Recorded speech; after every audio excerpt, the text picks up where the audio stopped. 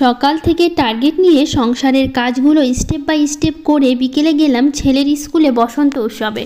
রাধে রাধে বন্ধুরা, কেমন আছো তোমরা সবাই? আশা করি ভীষণ ভালো আছো, আমরাও কিন্তু খুব ভালো আছি।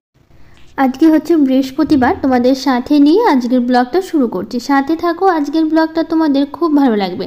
সকালবেলা উঠে এই যে সংসারের কাজকর্ম করব, তো ভাবলাম তোমাদের সাথে গাছের কিছু ফুল তোমাদের সাথে একটু শেয়ার করি। গাছে তো অনেক ধরনের ফুল ফোটে, তো সবটাই একটু একটু করে তোমাদের সাথে শেয়ার করলাম। তো যাই হোক, শুরু করে দিলাম সংসারের কাজ। আজকে প্রথমেই শুরু করছি একদম বাইরে উঠোন ঝাড় দেওয়া দিয়ে। ঘরের ভেতরটা কিন্তু আমি ঝাড় দিয়ে নিয়েছি, ঝাড় দিয়ে তারপরে এখন উঠোনটা ঝাড় দিচ্ছি। তো যাই হোক, এখন দেখো প্রথমে উঠোনটা ঝাড় দিয়ে তারপরে বাকি কাজগুলো করব। তো ঘরের ভিতরটা তো ঝাড় দেওয়া হয়ে গেছে তোমাদের বললাম। আর বাবানের পাপা এখনও ঘুমিয়ে আছে, ওরা ওঠেনি এখনও ঘুম থেকে। তো সেই জন্য হচ্ছে বিছানাটা এখনও গোছানো হয়নি, বিছানাটা গোছাবো আগে। এইদিকে বাইরের কাজগুলো সারি, সেরে তারপরে হচ্ছে ঘরে যাব বিছানা গোছাতে। আসলে একটু দেরি হয়ে গেল, আসলে দেরি বলতে খুব একটা দেরি হয়নি, একটু উঠতে আজকে একটু দেরি হয়েছে। আর তার মধ্যে ওরা এখনও ঘুম থেকে ওঠেনি, তো সেই জন্য আরেকটু কাজের দেরি হচ্ছে। তো আসলে পরপর কাজগুলো করে করে অভ্যাস, তো ওই পরপর কাজগুলো না করলে না আমার মনে হয় যেন কাজের অনেকটা দেরি হয়ে গেছে। তো এই যে বিছানাটা গুছিয়ে তারপর হচ্ছে বাইরে উঠোনটা ঝাড় দিতে আসি। তো আজকে এই যে উঠোনটা ঝাড় দিয়ে তারপরে যাব বিছানা গোছাতে। এই যে আমি বারবার ওদের ডাকলাম, শুনলো না, তো ভাবলাম তাহলে বসে থেকে কি করব। তো এইদিকে বাইরের উঠোনটা ঝাড় দিই, তারপরে নয় যাওয়া যাবে বিছানা গোছাতে। তারপরে এই যে বাইরে উঠোন ঝাড় দিতে দিতে কিছু কাজ করলাম, করে তারপরে এর মাঝে ওরা উঠে পড়লো। চলে আসলাম এই যে ঘরে, এখন বিছানাটা গুছিয়ে নেবো খুব ভালো করে। তো এই যে প্রতিদিন যেভাবে বিছানাটা গুছাই ঠিক একই রকমভাবে গুছিয়ে নিচ্ছি। আসলে কী বলতে, যেভাবে গুছিয়ে রাখবো না, একটু পরে আবার সেই বাবানের পাপা এসে এলোমেলো করে দেবে, আমাকে আবার গুছিয়ে রাখতে হবে। তো এভাবেই এক সাইডে একটু ভাঁজ করে রেখে দিই, যাতে খুব একটা এলোমেলো হয় না। আসলে পড়াশুনো করে তো বাবান, আর এই ঘরের মধ্যে পড়াশুনো করে, লাফালাফি করছে বিছানার উপরে উঠে, তো সেই জন্য বাবান একটু বেশি অগোছালো করে সব জিনিসগুলো। সেই জন্যই সবসময় একটু গুছিয়ে রাখতে হয়, আর গুছিয়ে রাখতে আমার ভালোও লাগে, সবসময় চেষ্টা করি একটু গুছিয়ে রাখার। তো এই যে সকালবেলা উঠে যে সংসারের কাজগুলো সেগুলো করছি এখন।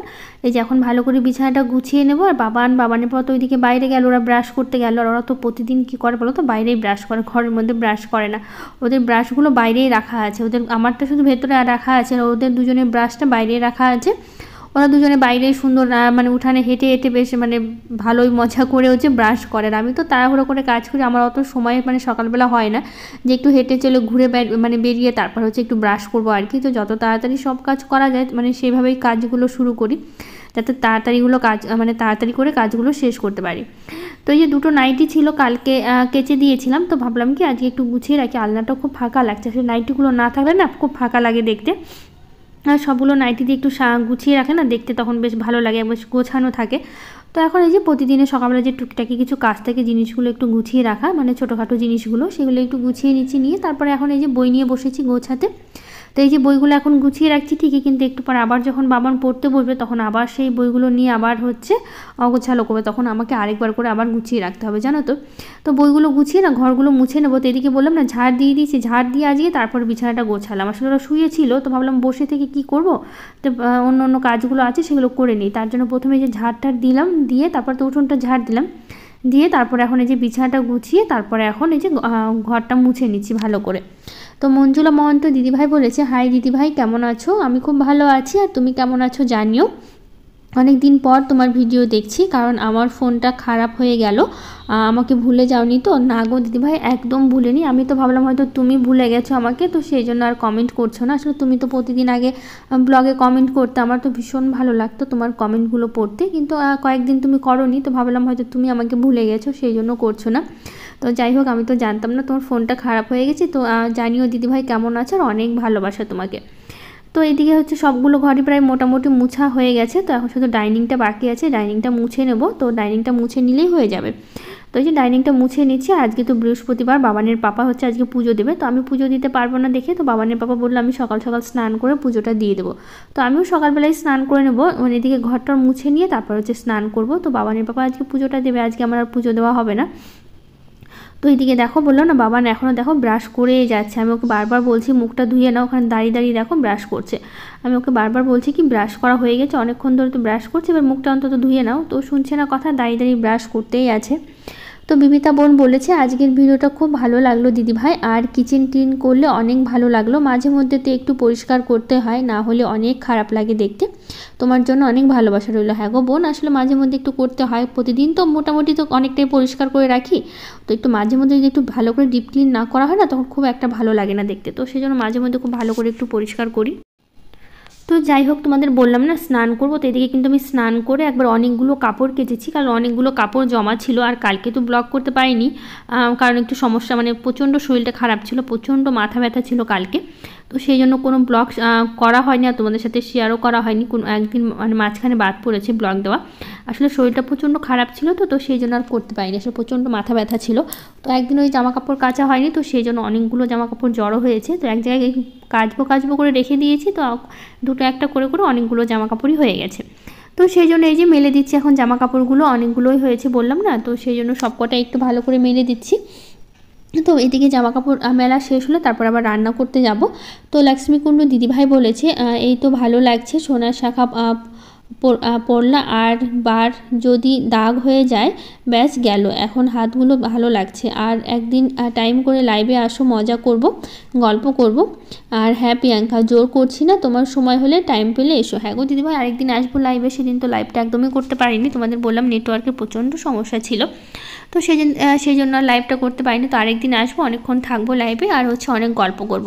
তো ভাবছি কি একদিন আসবো যখন, সেদিন দিনের বেলা আসবো, আসলে রাত্রেবেলা করে না প্রচণ্ড নেটটা একটু সমস্যা করছে আমার, মানে নেটটা পাচ্ছে না আর কি, টাওয়ারটা পাচ্ছে না রাত্রেবেলা করে। তো ভাবছি একদিন দুপুরবেলার টাইমটা করে আসবো, তো তোমরা জানিও দুপুরবেলার টাইমটা আসলে তোমাদের অসুবিধা হবে কি না, তো সেই টাইমে আমি আসবো, তোমাদের সুবিধা মতো একটা বলো আর কি। তো যাই হোক, এদিকে যে কটা জামা কাপড় কেজি সবটাই প্রায় মেলা হয়ে গেছে, আর কয়েকটা জামা কাপড় আছে, তো এই কটা মেললেই হয়ে যাবে। আর দেখো ছাদের কি অবস্থা, কয়েকদিন ধরে এত পরিমাণে হাওয়া দিচ্ছে, তো আজকে ভাবছিলাম ছাদটা ঝাড় দেবো, কিন্তু এত পরিমাণে আজকেও হাওয়া দিচ্ছে যে এদিকে ঝাড় দিতে দিতে আবার পুরো ছাদ আবার নোংরা হয়ে যাবে। যে পাশে যে গাছগুলো দেখেছো, শুকনো পাতাগুলো দেখো লাল হয়ে গেছে, ওই গাছের প্রত্যেকটা পাতা ঝরে ঝরে আমাদের ছাদে পড়ছে, জানো তো, হাওয়াতে প্রত্যেকটা পাতা আমাদের ছাদে এসে পড়ছে। এগুলো গাছ কিন্তু আমাদের নয়, পাশের বাড়ি, তো দেখো ছাদের কি অবস্থা, তো একদিন পরিষ্কার করতে হবে। আর এত হাওয়া দিচ্ছে না, তো সেই জন্য আজকে আর করা হলো না, তো হাওয়াটা না কমলে না আর পরিষ্কার করা হবে না। তো যাই হোক, এদিকে বাকি কাজগুলো করে চলে আসলাম রান্নাঘরে, এখন ভাতটা বসিয়ে দিয়েছি, এখন সবজিগুলো কেটে নেব যা যা রান্না করব। আর আজকে না বাবানের স্কুলের মাঠে আর কি, মানে স্কুল মাঠে যেটা হচ্ছে হাই স্কুল মাঠ, ওখানে হচ্ছে বাবানের হচ্ছে মানে স্কুলে বসন্ত উৎসব হবে, তো সেখানে যাব, প্রচণ্ড মজা হয়েছে, খুব ভালো লেগেছে, আর এত সুন্দর সুন্দর নাচগুলো সবটাই তোমাদের সাথে শেয়ার করব, সাথে থেকো তাহলেই দেখতে পাবে। তো এই বিকেলবেলায় গেছিলাম, তো কখন যাচ্ছি কী করছি সবটা তোমাদের সাথে পরে আমি শেয়ার করছি। তো হচ্ছে টিভির মনি চ্যানেল থেকে বলেছে আপনার সংসারের কাজগুলো দেখলে খুব ভালো লাগে, এগুলো হচ্ছে আসল।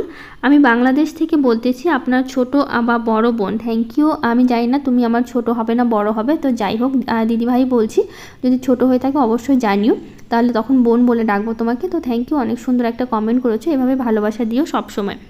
তো আজকে না ডাল রান্না করব, তা আলু আর করলা ভাজা করব, আর করবো স্কোয়াশ আর আলু দিয়ে হচ্ছে একটা তরকারি করব। তো সব কিছু কেটে নিয়েছি, তো এদিকে ডালটা তো আমি প্রথমেই আর ভাতটা বসিয়ে দিয়েছিলাম, ওইদিকে ডালটা সেদ্ধ হয়ে ফোড়নও দিয়ে দিয়েছি, ডালটা নামিয়েও নিয়েছি, হয়ে গেছে ডালটা। তো এদিকে হচ্ছে আলু দিয়ে আর স্কোয়াশ দিয়ে একটু তরকারি করব, তো সেই জন্য এই যে জিরে আর শুকনো লঙ্কা ফোড়ন দিয়ে আলু স্কোয়াশটা দিয়ে দিয়েছি, দিয়ে তারপর ওইদিকে ভাজা ভাজা করছি, আর পাশের কড়াইতে না আলু আর করলা ভাজাটাও দিয়ে দিলাম, যাতে একসাথে দুটো রান্না হয়ে যায় খুব তাড়াতাড়ি। তো এখন এই যে একটু লবণ হলুদ দেবো, দিয়ে একটু ভালো করে মশলাটা মানে লবণ হলুদটা দিয়ে একটু ভালো করে ভাজা ভাজা করবো, আর সবজিগুলোও যাতে একটু ভালো করে কষিয়ে নেবো লবণ হলুদ দিয়ে, দিয়ে তারপর হচ্ছে মশলা দেবো। আর মশলাটা আমার বাটা হয়ে গেছে, বেটে রেখেছি, আদা জিরা লঙ্কা টমেটো যেরকম প্রতিদিনই রান্নাতে ব্যবহার করি, সেই একই মশলাগুলো হচ্ছে দেবো আর কি। আর প্রতিদিন তো রান্নাতে সেই একই মশলা, তো আজকে একটু নিরামিষই বলতে পারো, কিন্তু মুসুর ডাল করেছি, নিরামিষই একদমই নয়, কিন্তু সবজিগুলো সব নিরামিষভাবেই করা হচ্ছে আর কি। তো এইদিকে বললাম না আজকে বাবানের বাবা পুজো দেবো, তাই দেখো আজকে যেহেতু বৃহস্পতিবার, ও তাড়াতাড়ি সকাল সকাল স্নান করে নিয়েছি, নিয়ে তারপর ঘট বসিয়ে পুজো দিল, যেহেতু বৃহস্পতিবার করে তো ঘট বসাতে হয়, তার মধ্যে পুজো দিতে অনেকটা সময় লাগে, আর বাবানের বাবার তো আরও সময় লাগে, আসলে প্রচণ্ড ধীরে ধীরে কাজ করে, ও কোনো রকম তাড়াহুড়ো নেই আর কি। আমি যেরকম তাড়াহুড়ো করে করতে পারি, কিন্তু ও একদমই তাড়াহুড়ো করে করতে পারে না, তো ওর প্রচণ্ড সময় লাগে, তো সেই জন্য অনেকটা সময় নিয়ে কাজ করে। তো সিমরান অফিসিয়াল থেকে দিদিভাই বলেছে, দিদিভাই তোমার জন্য অনেক ভালোবাসা দিদি, আই লাভ ইউ। তো তোমাকেও অনেক ভালোবাসা, এভাবে পাশে থেকো আর সুন্দর সুন্দর কমেন্ট করো আর ভালোবাসা দিও। তো হচ্ছে অভিতি বলেছে খুব ভালো হয়েছে ভিডিও, তুমি অনেক ভালো আন্টি, আমার নামটা নিও প্লিজ প্লিজ, আমার নাম অভিতি, তোমার নামটা আমি নিয়েছি, তোমাকে অনেক ভালোবাসা, অনেক ভালো থেকো তুমি সবসময়। তো যাই হোক, এদিকে দেখো সবজিটা আমার একদম হয়ে গেছে। তো মশলা দিয়ে কষিয়ে জল দিয়ে দিয়েছিলাম, অনেকটাই সেদ্ধ হয়ে গেছে। তারপরে নামানোর আগে একটু ধনেপাতা দিয়ে নামিয়ে নিয়েছি। আর আলু করলা ভাজা তোমার অনেকক্ষণ আগে হয়ে গেছে।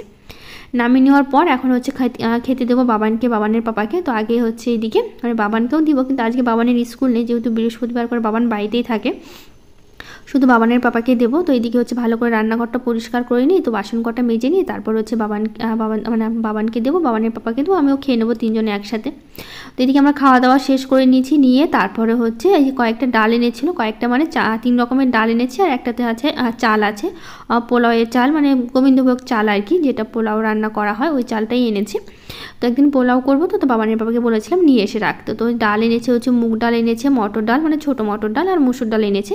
আর আমাদের তো ডালটা একটু বেশি খাওয়া হয় সবসময়, তোমাদের দেখো আর কি। আর জানো তো বাবানের বাবা ডাল এনেছে, আমাকে একদমই বলেনি যে ডাল আনবো।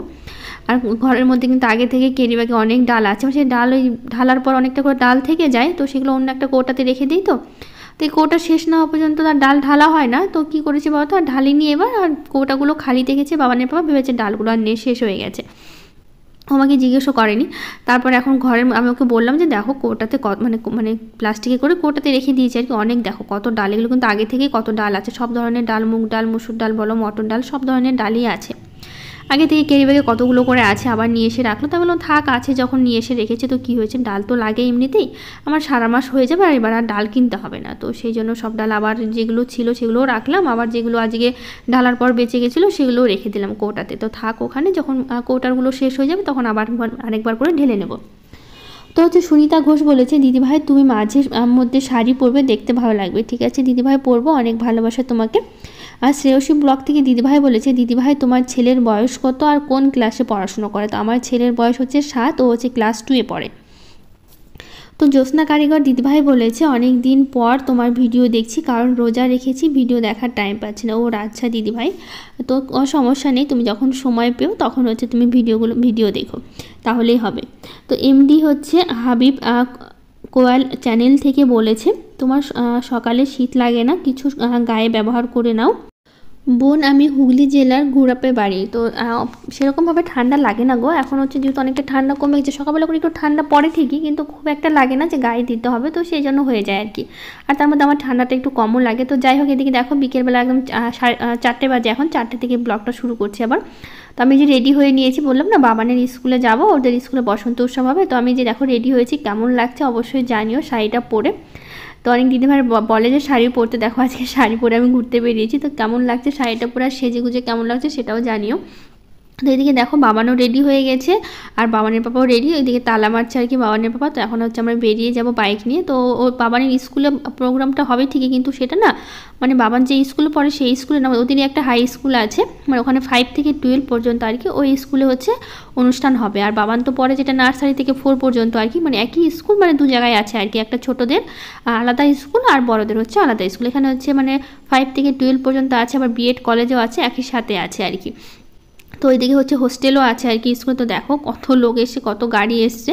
আর এই যে তোমাদের স্কুলটা একটু ভালো করে দেখাবো। তো এসেই দেখি দেখো কত সুন্দর নাচ শুরু হয়ে গেছে আর কি। আমরা একটু লেট হয়ে গেছি, যেহেতু 3টা থেকে প্রোগ্রামটা শুরু হয়েছে, আর আমি এসেছি 4টার সময়।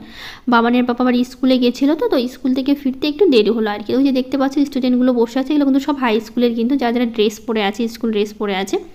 আর এখানে হচ্ছে দেখো মেয়েগুলো কি সুন্দর নাচ করছে, এগুলো যে দেখতে পাচ্ছি এগুলো সব হাই স্কুলে, যেহেতু এইটা হচ্ছে হাই স্কুল, আর পাশে যেটা দেখতে পাচ্ছ ওটা হচ্ছে মানে বিএড কলেজ আর কি। তো যাই হোক, এখানে সব বড় বড় মেয়েগুলো নাচ করছে, এগুলো কিছুটা নার্সারিরও আছে, আবার কিছুটা হচ্ছে হাই স্কুলেরও আছে আর কি, যেহেতু হাই স্কুলে যেগুলো তো সব বড় বড়। আর এই সামনে যে ছোটো ছোটো দেখতে পাচ্ছ দাঁড়াচ্ছে আর কি, এরা হচ্ছে সব নার্সারির বাচ্চাগুলো আর কি, মানে বাবান যে স্কুলে পড়ে, মানে দুটোতে একই স্কুল, কিন্তু বাচ্চাদের আলাদা করেছে আর বড়দের আলাদা করেছে স্কুল আর কি।